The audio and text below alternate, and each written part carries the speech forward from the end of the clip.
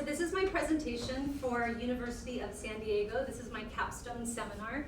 And so I'm really excited to share this information with you today. What I'm hoping for through my study is to use blogs, to use technology to foster community and communication.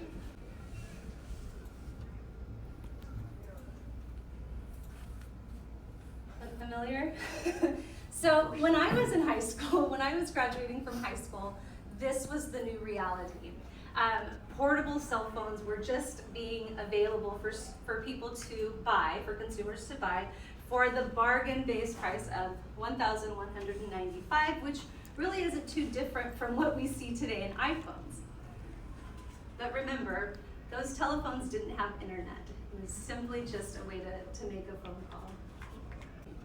So there's no shortage of digital platforms for students to text, to use social media, Snapchat, Instagram. For many, social media brings a sense of connectedness, and that's what they're looking for. So many of our students are looking to belong. We've heard it over and over again, these messages of how can we help our students feel connected, be a part of something. We want to encourage them to be a part of a sports team, to be a part of a club, to be a part of our classes, and to be a part of each other's daily lives.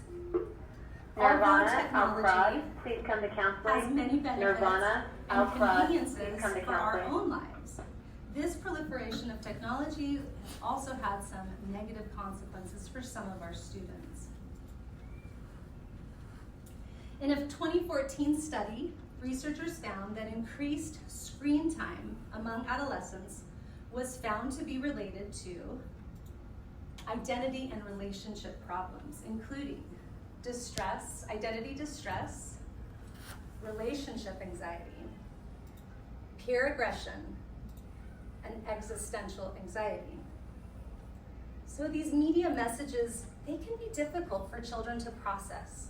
They don't have the skills to be critically consuming this information. So it's up to parents, it's up to teachers, it's up to our educators, us, to help them make sense of these messages. What's nice is that we are in this position. Teachers are in this position to help our students. We can craft lessons around this, around these issues, to help them look for the deeper meaning of these media messages. Who constructed the message and for what purpose? Two important questions that we need to teach our students how to ask as they engage in the consumption of media. And hopefully using this information to redirect them into something that's more positive and effective. There's an overwhelming body of research available on the benefits of using technology to aid in student learning. Studies show that students benefit by being able to visualize the content, and technology offers a wide variety of options for different learning styles. Technology has also been known to promote interactions between teachers and students. Once again, by tapping into students' intrinsic motivation, we can help them engage in online activities to help each other make the meaning. It's often been repeated in education that our students learn better from each other than they often do from us. And they speak each other's language. Why wouldn't they be able to learn from each other better? Sometimes we get so caught up in using academic language and talking about the norms and talking about the rigor and our essential questions and standards that we forget to be real with them, to be authentic, and that's what our kids need. And that's how they can reach each other a lot better, is by having those authentic interactions. So I plan to create a Spanish blogosphere which students can engage in that will hopefully extend the learning day and ultimately build that community that they're so desperately, some of them are so desperately seeking. Look familiar? For many students who attempt to learn Spanish through a grammar-based approach, it's typical for them to actually demonstrate proficiency. They do well on grammar tests, they do well on vocab, they do well when they just have to match something. But ask them a few questions, ask them how they're doing, ask them what they did yesterday, and then you see that reluctance to communicate in the target language. Although they know how to conjugate a verb and they know how to make adjectives and nouns match in gender and in number, when they have to process this in a normal and an authentic conversation, they're still stuck thinking about the rules instead of being able to naturally produce the language. We often teach basic greetings in Spanish 1 and revisit them again in Spanish 2, but you see the kids in the hall ask them how they're doing in Spanish, and they're met with that anxiety, that reluctance to communicate with you in the target language. Maybe they'll give you a, "I'm fine, thanks." Many times students are overwhelmed. They can't process all of the rules. They get stuck. It's hard for them to communicate, right, when they're having to process so much information. This textbook is a wonderful textbook, offers many rich resources, both in print and online. However, students lack those opportunities to have authentic opportunities to communicate with their peers. In order to have a better understanding of how technology can affect students' emotional and cognitive development, I began my research by revisiting the work of Dr. Stephen Krashen as it relates to the ultimate goal of increasing communication in the target language for our students. One of the big factors that Krashen talks about and has theorized for over 30 years is that students need more comprehensible input. And comprehensible input is any strategy that teachers learn in order to make the information understandable. Realia, visual aids, technology, gestures, music, stories, as we've seen with the work of Blaine Ray and TPRS, another strategy for increasing the target language. Krashen tells us that reading is also very essential in helping students learn the language.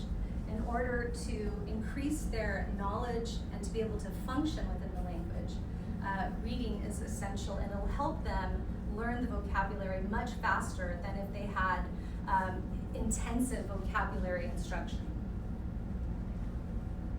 Another factor that limits student production of the language that Krashen tells us about is the affective filter.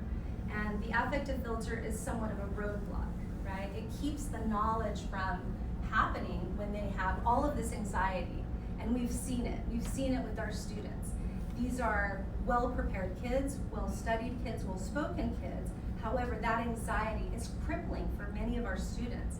I've had several students that they were exasperated just with the fear of having to communicate in the target language, which is difficult for a lot of us language teachers to want to help them just ease those fears, to calm their stress and fears about speaking in the target language.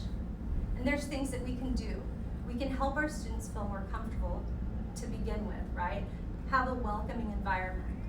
Let this be a place where they know that they can come and they can make mistakes and no one's going to get mad at them. As a matter of fact, we need to encourage mistakes as far as Krashen and his language theories. The affective filter hypothesis, Krashen gives 3 main factors which affect language acquisition: motivation, self-confidence, and anxiety. So according to this theory, high motivation and self-confidence combined with little or no anxiety make for an optimal learning environment. This sentiment is also shared by Horowitz, who reminds us as educators to create learning environments in order to help students deal with the apprehension, the worry, and the dread that they feel when they're confronted with learning language scenarios. According to the American Council on the Teaching of Foreign Languages, or ACTFL, Spanish continues to have the highest number of students enrolled at both the secondary and college levels. Spanish is widely studied in high schools across the country, though few students report success in learning the language after the typical 2 or 3 years of formal instruction. Many of us know that it's during those that 4th, 5th, or 6th year that the learning really starts to take shape. We don't have that kind of time at the high school level, and we really want to maximize the time that they're here for them to learn as much as possible. In a study to determine how well high school Spanish learners did compared to native Spanish speakers, this research found that after 2 years, Zach Blood to attendance. Zach Blood to their attendance. performance in Spanish reading comprehension, vocabulary, and listening comprehension was below the average of native Spanish speakers in 1st grade. And that vocabulary development was found to be lacking in all students that are taking Spanish 1, 2, and 3. Therefore, friends, these results indicate a need for foreign language teachers to include more strategies that extend beyond a textbook, beyond the time that they're in class, and to teach vocabulary in a way that's meaningful, that's exciting, and that's obviously relevant for students. We have to help them make connections.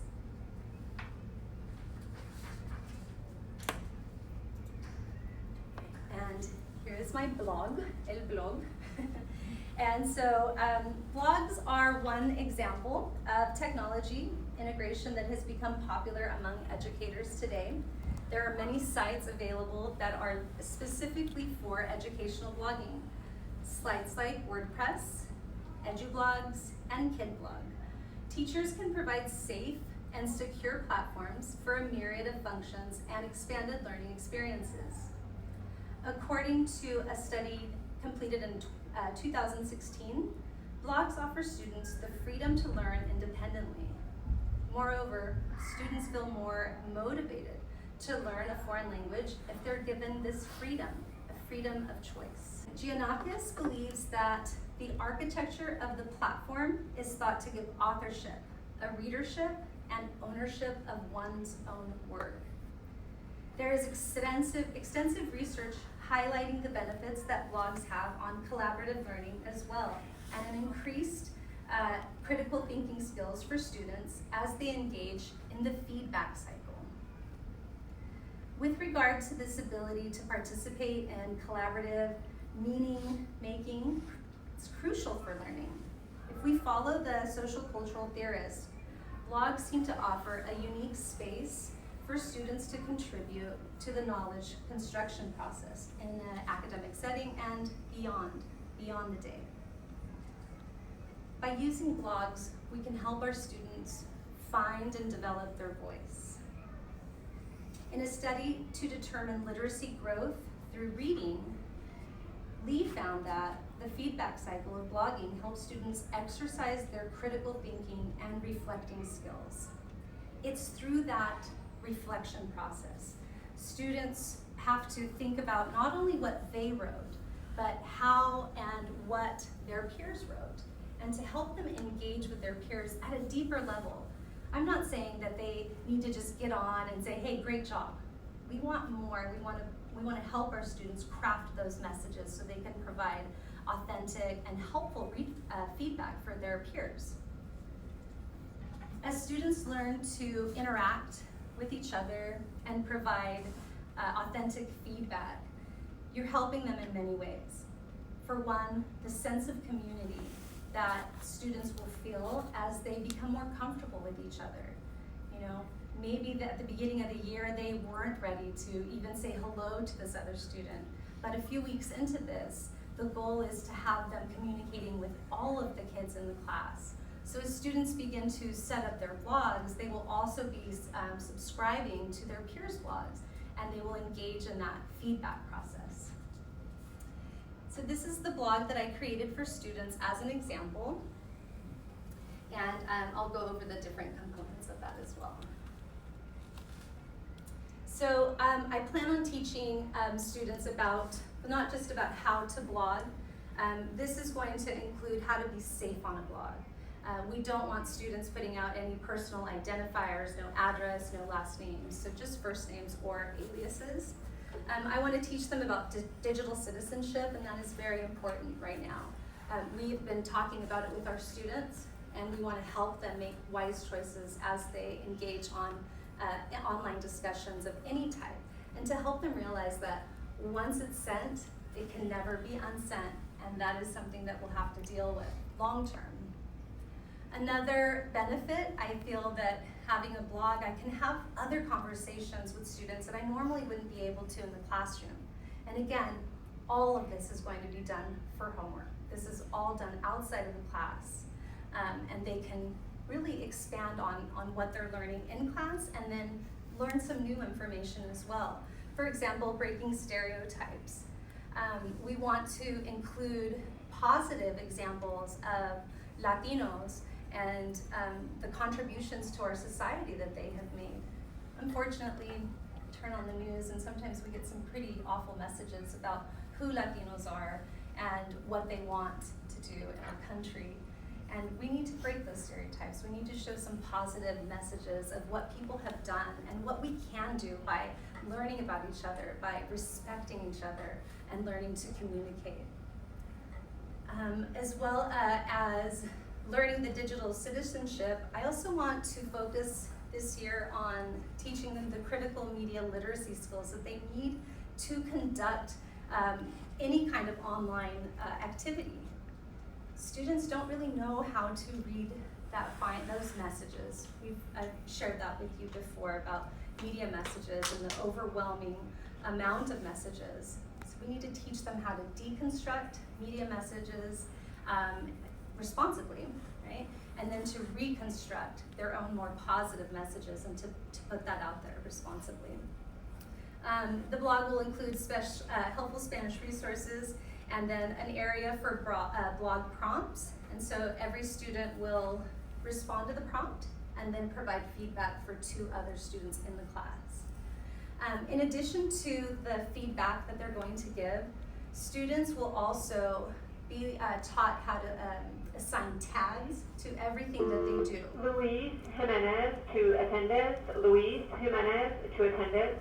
Tags will help us organize information in an easy-to-read format on their blogs. They're learning a skill that is not going to just be for Spanish, but will transcend the Spanish classroom and hopefully teach them that they can communicate, they can express themselves through their blogs for a variety of purposes and even employment opportunities. So the study will take place here in my classroom, and I'm going to be gathering some data with my students as they learn how to blog. The first part is the quantitative data that I'd like to obtain. As I'm trying to find ways to help students with anxiety, I want to know how students are affected by that and how their learning has been affected by that anxiety. Therefore, I have recreated a survey based on the FLCAS, and that was created to uncover classroom anxiety as students learn a foreign language. And this one is going to be modified a little bit to understand also how students engage online and their preferred method for using social media or communicating with their friends.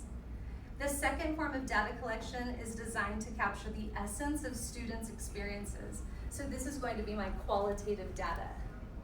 By using an ethnographic research approach, I hope to have a deeper understanding of what it is that helps students, what drives them, and what keeps them from learning. And lastly, from the information on student blogs, I will be determining how often their posts are created, how long their posts are, how many words, what's the average length. Data will also be collected on the interactions of students as they engage in the feedback cycle with their peers. Again, it will be reiterated that no student information will be divulged through this process, and the ultimate goal is to see how this blogging process will hopefully ultimately shape their learning and build that sense of community, which will be very beneficial in many other areas of their language learning. I thank you so much for being here today, and I really appreciate the communication that we've had that has gotten me here, and you've been all very inspirational and helped me continue on with my research. Thank you so much.